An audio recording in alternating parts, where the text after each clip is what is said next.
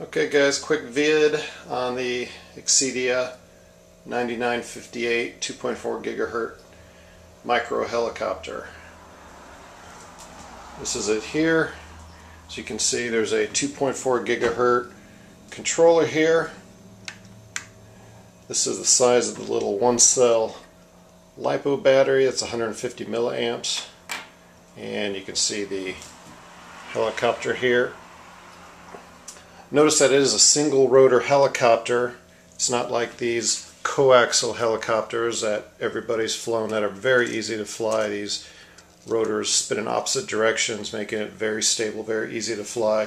This is a little different deal here because it's got the single rotor, and it acts and flies like a real model helicopter, the bigger ones. This one does fly real well. Don't worry, it's not that squirrely. Battery's tiny. Just to give you a little scale here, here's a 8-ounce coffee cup sitting right next to it, so you can actually see the size of it, how small they really are.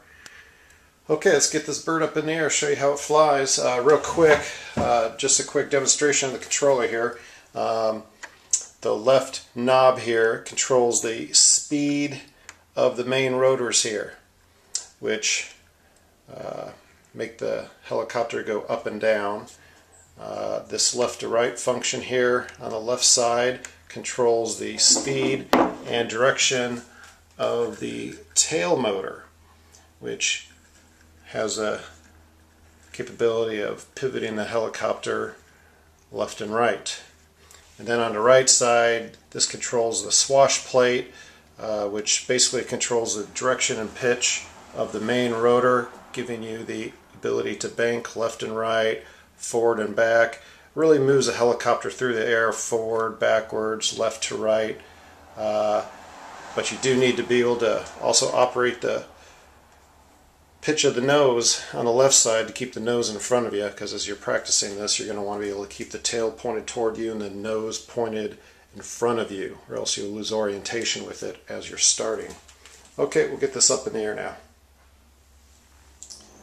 Okay, so we're going to take this bird up in the air. I'm going to be putting on my hat cam, which is nothing more than simply my flip camera screwed onto the bill of my baseball cap. So everything I look at, you'll be looking at. Alright, so first things first, you want to always turn on the transmitter first. Get your red steady light, put your battery in, and then plug it on in. You'll get some flashing lights up front, and then it'll go solid red when it is bound to the transmitter. So now you can see the swash plate is moving. It's ready to go. Okay, let's get this bird up in the air. What I'm going to do is I'm going to keep the tail pointed toward me, the nose away from me.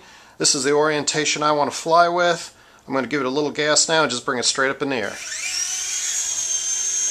And I think the first thing you notice is that this little bird hovers pretty good. It didn't get all squirrely like some of the bigger helicopters and go jamming off to the left due to torque.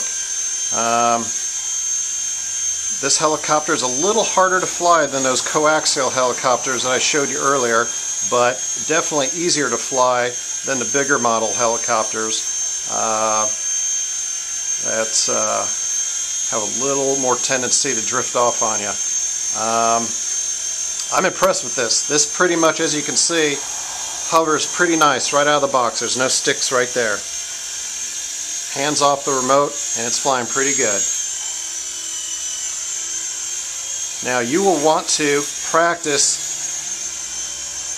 with just keeping this nose in front of you, the tail pointed toward you. This is the orientation that's easiest to control because all your movements on the sticks will be exactly the same direction of the helicopter, the way you want it to go.